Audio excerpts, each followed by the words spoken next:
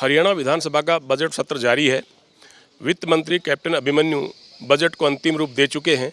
25 फरवरी को उन्हें बजट पेश करना है और चूंकि आने वाले लोकसभा चुनावों के मद्देनज़र बजट में कुछ लोक लुभावन घोषणाएं हो सकती हैं, वो घोषणाएं क्या होंगी, इस मुद्दे पर बातचीत करने के लिए हमारे साथ मौजूद हैं वित्त मंत्री कैप्टन अभिमन्यु। सर, आमतौर पर जो चुनावी साल होता है उसमें कोई नया टैक्स नहीं लगता बजट में, ये आमतौर पर हर सरकार करती रही है। इसी साल चुनाव होने हैं, क्या आप इस परंपरा को कायम रखेंगे? मतलब पिछले 4 वर्षों में जो श्रीमान मनोहर लाल जी के नेतृत्व वाली सरकार के 4 बजट प्रस्तुत करने का सौभाग्य मिला है, उसमें जो परंपरा और परिपाटी डालने का अवसर मिला है, उसी परंपरा का निर्वहन करते हुए, उसी प्रकार उसी पद्धति पर चलते हुए एक और बजट पेश करने का काम हम करेंगे जो हरियाणा की जनता के हित में हो और हरियाणा के मालिकों के हित में हो, हरियाणा के प्रत्येक परिवार को स्पर्श करने वाला हो। यह कोई चुनावी साल को ध्यान में रखते हुए हम कोई अलग से कुछ करने वाले हैं, ये इस प्रकार की सोच हमारी नहीं है। लंबे समय से चर्चाएं हैं कि हरियाणा सरकार किसानों को पेंशन देने जा रही है, क्या बजट में इस तरह के कोई प्रावधान होंगे? इस प्रकार के कोई प्रावधान अभी तक मैं उस पर कुछ कहने नहीं सकता हूं और बजट में जो भी आएगा विषय उसको आप सबके ध्यान में सामने आ जाएगा। भारतीय जनता पार्टी के प्रदेश अध्यक्ष सुभाष बराला जी की अध्यक्षता में एक कमेटी बनी है। किसानों को पेंशन देने के मामले में रिपोर्ट मुख्यमंत्री जी को दी जा चुकी है। तो ऐसा माना जा रहा है कि जो बजट आ रहा है, बजट पेश करेंगे आप, उसमें ज़रूर कुछ ना कुछ किसानों के लिए प्रावधान होगा और वो पेंशन का प्रावधान भी हो सकता है। तो उसका आधार क्या होगा और किसान को कितनी पेंशन मिलने की उम्मीद है?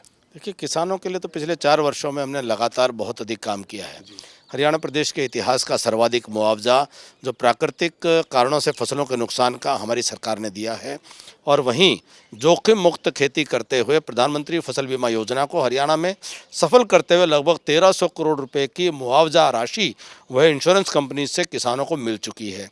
भावांतर भरपाई योजना किसानों के हित में लागू की जा चुकी है। वहीं कृषि के क्षेत्र को सहयोग करने के लिए हमने इरिगेशन में बहुत बड़े स्तर पर निवेश करने का काम किया है और सिंचाई के अतिरिक्त जो भी कृषि संबंधित अन्य जो योजनाएं हैं उनके माध्यम से किसानों को लाभ पहुंचाने का पिछले 4 वर्षों में लगातार काम किया है। निश्चित तौर पर किसानों के हित में जो भी आवश्यक होगा वो हम करेंगे।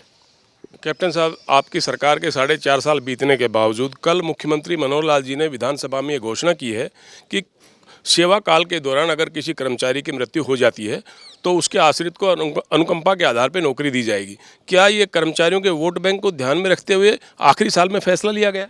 ये तो एक सवाल के उत्तर में उन्होंने कहा कि, और इससे पिछले सत्र में भी उन्होंने कहा था कि जैक्स ग्रेशिया की स्कीम पिछली सरकारों ने समाप्त कर दी थी और उसके बदले में उन्होंने तनख्वाह देने का जो प्रावधान किया था तो उसमें कहीं पुनर्विचार करने का प्रस्ताव है, सरकार के विचाराधीन है और सरकार जल्द ही उसमें कोई ऐसी व्यवस्था बनाने का प्रयास करेगी कि दोनों विकल्प दे दिए जाएं किसी भी ऐसी दुर्घटना की स्थिति में कि वो तनख्वाह कंटिन्यू करना चाहते हैं तनख्वाह कंटिन्यू कर लें या उनको कोई नौकरी सरकारी दी जा सके। तो इस विकल्प पर प्रस्ताव के तौर पर इस पर अभी विचार हो रहा है।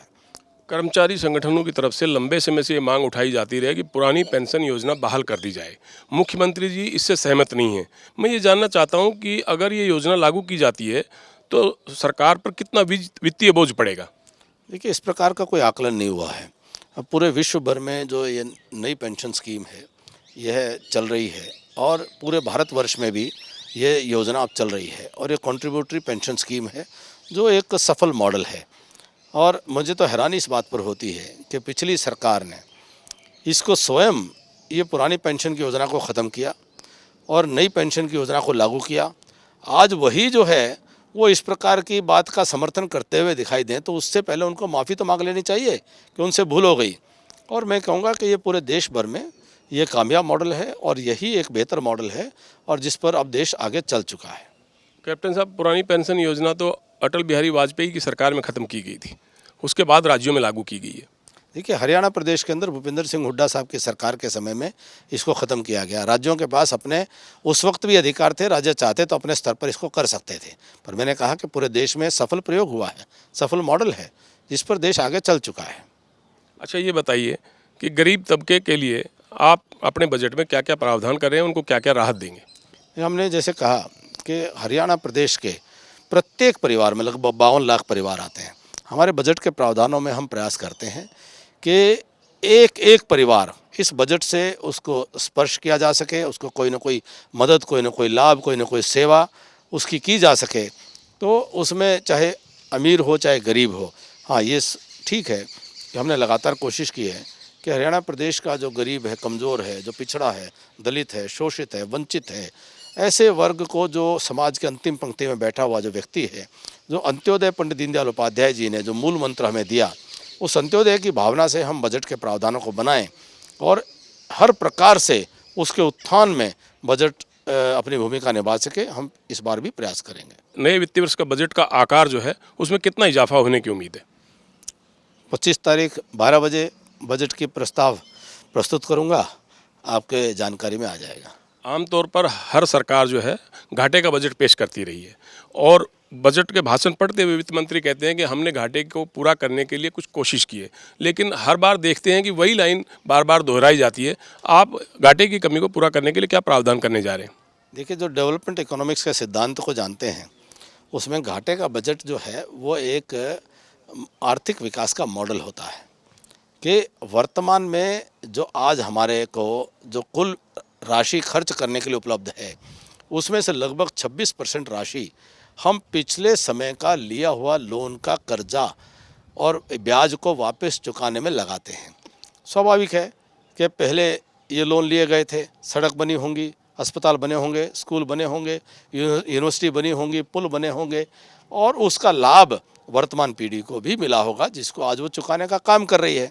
इसलिए भविष्य को ध्यान में रखते हुए, आज से 10-20 साल की आगे की आवश्यकताओं को ध्यान में रखते हुए आज इंफ्रास्ट्रक्चर को डेवलप किया जाता है, आज नई सुविधाओं का निर्माण किया जाता है।